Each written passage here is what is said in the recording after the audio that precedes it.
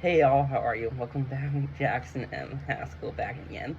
So the quick announcement is that the video coming after this, actually on July 24th, is a Let's Talk Horror, which is cool.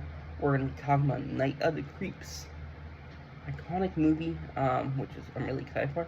And this video coming on the 23rd, which we're filming right now. We're talking about TCW Season 5, the Clone Wars Season 5. I'm pleased to announce that TCW Season 6 will be released on July 28th, which is great. And here we go. TCW or the Clone Wars, we're entering Season 5. This season is really interesting. It 20 episodes instead of 22, but I think these episodes are really, really interesting, nonetheless. Starts with Revival and ends with The Wrong Jedi. And this one doesn't have a tagline under it compared to the last couple seasons, like what it stands for. But here we go. Episode 1 in this season, Revival, released September 29th, 2012, directed by Stuart Lee, and written by Chris Collins.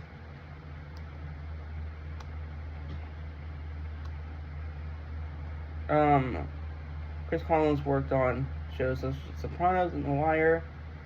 Worked on show Crash. He was a producer for Sons of Anarchy, which is cool, among other stuff. Dark Maul and Savage Press steal a fortune of Republic credits and bribe a squad of pirates to take out an Imperial stronghold run by Hondo Anoka. I almost say Anoka. Obi-Wan and Jedi Master Ali Galia intervene, but Savage kills Adi. Hondo ambushes the pirates who win their loyalty. Back while Obi-Wan fights Savage and Maul and cuts off Savage's left arm.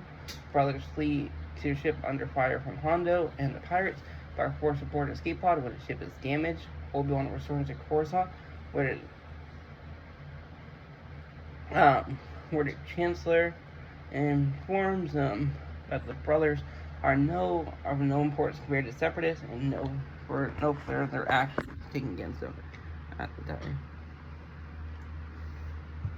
Next episode, A War on Two Fronts, released October 6, 2012. Directed by Dave Filoni and written by Chris Collins. On a separatist world of Onderon, the group of rebels call for assistance of the Jedi Ahsoka, Anakin, Rex, and Obi-Wan, but train the rebels to fight and see that former separatist Anakin, Ahsoka Tano's love interest, Lux Benhari, is among them, as Onderon is his homeworld. Which is cool. Seeing Lux again, he appeared in the last season. His mom, Mina Fonteri, was a separatist senator who got assassinated.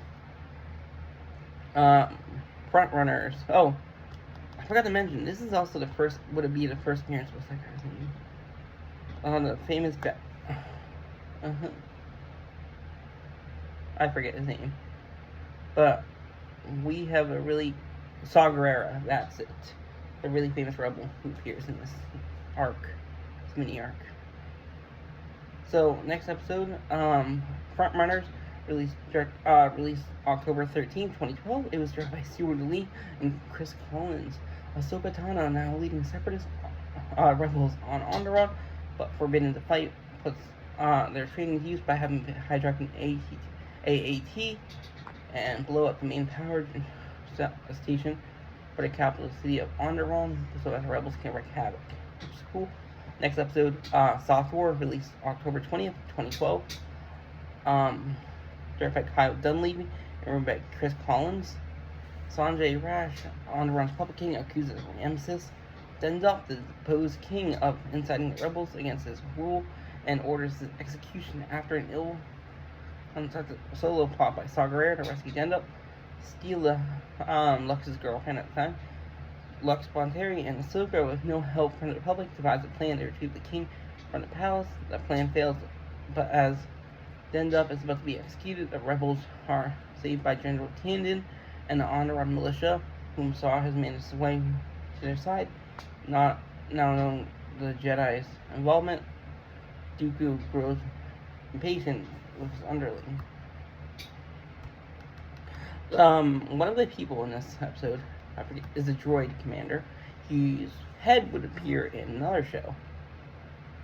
In Bad Batch, I forget his name, but Tipping Point, October 27, 2012, is directed by Bosco NG and written by Chris Collins. The rebels on Onderon struggle to reclaim their home planet after the Republic and Jedi High Council save Ahsoka Tano and the rebels' assistance. Anakin Skywalker persuades Hondo Onoka to supply illicit rocket launchers to the rebels to combat the Separatists' new gunships. Rebels succeed in taking back Onderon, but Stella is killed in a fall during a battle. When Onderon lost to him, Dooku executes Sanjay Rash and has his forces depart the planet.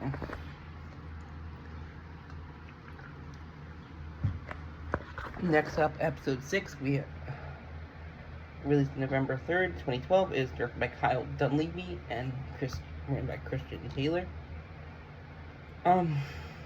Christian Taylor's work in shows The Show, Resident Alien, Eye Candy, Showboy, Teen Wolf, 6 Feet Under. This episode is called The Gathering. Ahsoka and Yoda take a group of younglings to a cave on Ilum, home to the Kyber crystals. They form a Jedi rite passage called The Gathering, where they will have these internal feat or flaw in order to retrieve a Kyber crystal so they can begin building their lightsaber. Starkiller Base is probably why you would know Ilum. It was built on Ilum.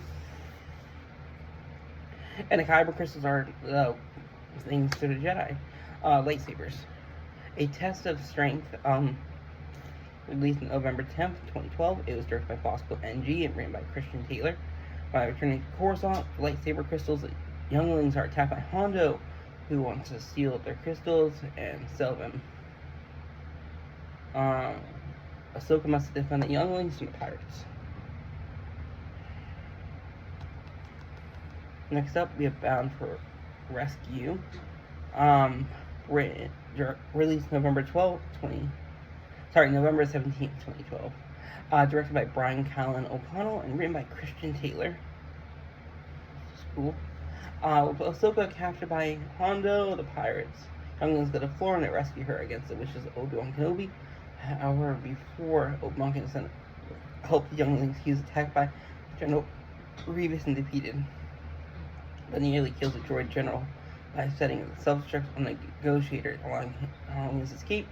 The younglings succeeding in infiltrating Hondo's lair but end up as prisoners themselves. A Necessary Bond, released November 24th, 2012, directed by Danny Keller, and written by Christian Taylor. To revenge himself on Hondo for his past capture, Count Dooku has Grievous attack the pirates lair on Florum, so Ahsoka and Hondo must join forces in order to survive their encounter. When Dooku's mentioned that happened in Season 1. Yeah.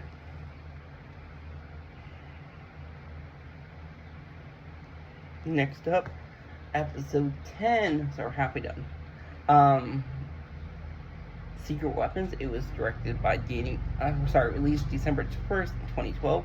It was directed by Danny Keller, and written by Brent Friedman. RQ-10 is part of a secret team of Republic droids.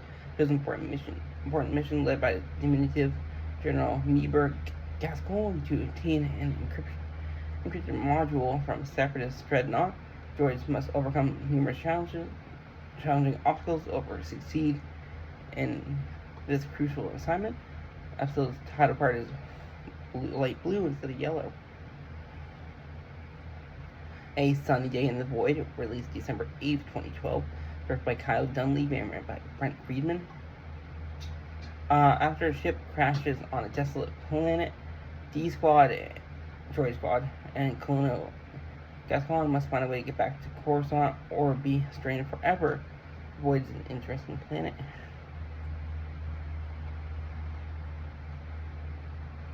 Next episode, we have Missing in Action. It was released on January 5th, 2013, directed by Stuart Lee and ran by Brent Friedman.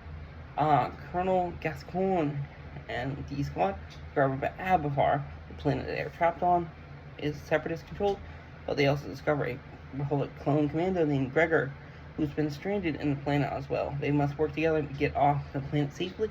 Gregor would later appear in Bad Batch, and also Rebels. Point of No Return, January 12, 2013, directed by Bosco NG and ran by Brent Friedman.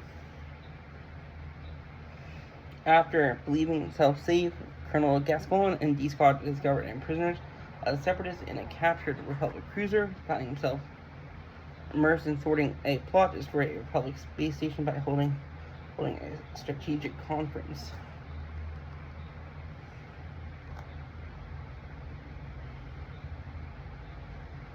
We have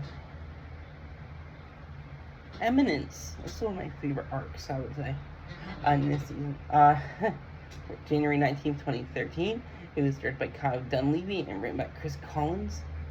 Darth Maul and Savage Opress form an alliance with the Mandalorian terrorist group Death Watch and several crime syndicates, including the Black Sun, the Pikes, and the Hutt Cartel, order to take over Mandalore and defeat Obi-Wan Kenobi.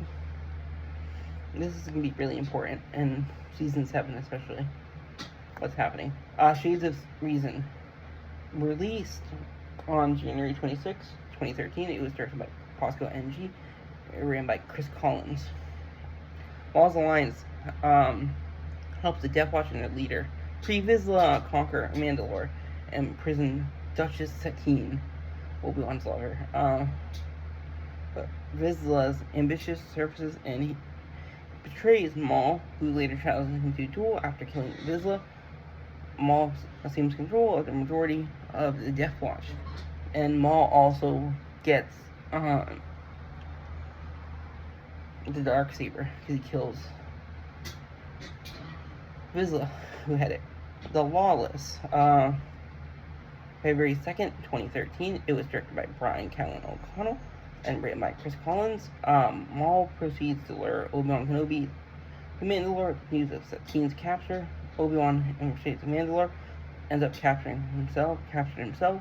Maul murders Satine, but Obi-Wan is rescued by Bo Katan Kryze, who is revealed to be Satine's sister, and her Death Watch faction, the Night Owls, who trigger a civil war against Maul.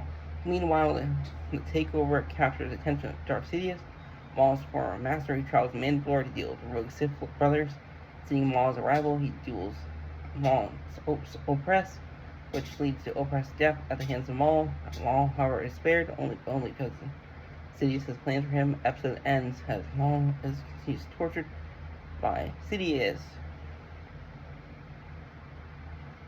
using Force Lightning. This episode is dedicated to Anne Abercrombie. Both Katan and Kryze would appear on other shows, especially Rebels. She would later have control of the Darksaber.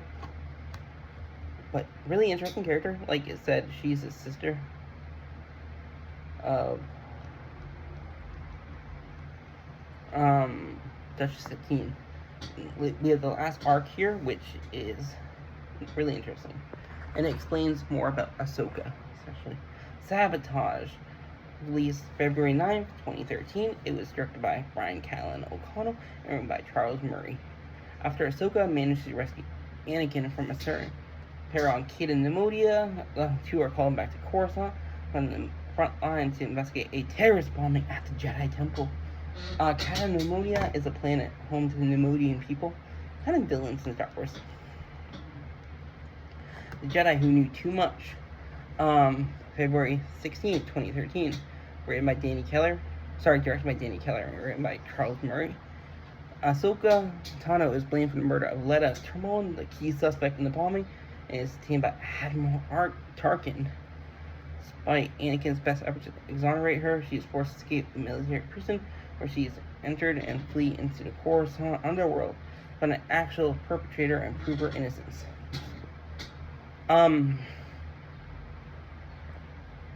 Just really cool. Next up, we have To Catch a Jedi, February 23rd, 2013. It was directed by Kyle Dunleavy and written by Charles Murray. This is the third of 4 parts. While on the run in the Coruscant underworld, pursued by Republic authorities, Ahsoka makes a deal with Asajj Ventress to find out who the actual murderer of Letta Termon really is. She talks to Barriss Offee to find out where the weapons used in the bombing of the temple are located. When the pair go separate ways, Ventress is knocked unconscious by a mysterious but force-sensitive figure who takes her lightsabers and duels Ahsoka, who believes the unknown person is Ventress, while the unknown assailant escapes. Ahsoka is captured and escorted back up to the surface. Last episode of All Wrong Jedi. Released March 2nd, 2013, directed by Dave Filoni and written by Charles Murray. The prosecution of Ahsoka begins in the High Courts after Jedi Council expels her from the Jedi Order as Padme fights to prove Ahsoka's innocence. Anakin finds Asajj Ventress in the Coruscant underworld and reveals that Ahsoka has spoken to Barriss Offee. While she and Ventress were all together back at the Jedi Temple, Anakin confronts Barriss, eating to duel, and reveals she was a true culprit behind the crimes. Before Ahsoka can be sentenced, Anakin arrives with Barriss, who makes a speech denouncing the Jedi. Despite being cleared of all charges, Ahsoka is disillusioned by the turn of events and leads the Jedi Order. Really interesting. And people are going to be wondering why Ahsoka did not get attacked in Order 66. She did. She didn't die. I'll explain it in Season 7.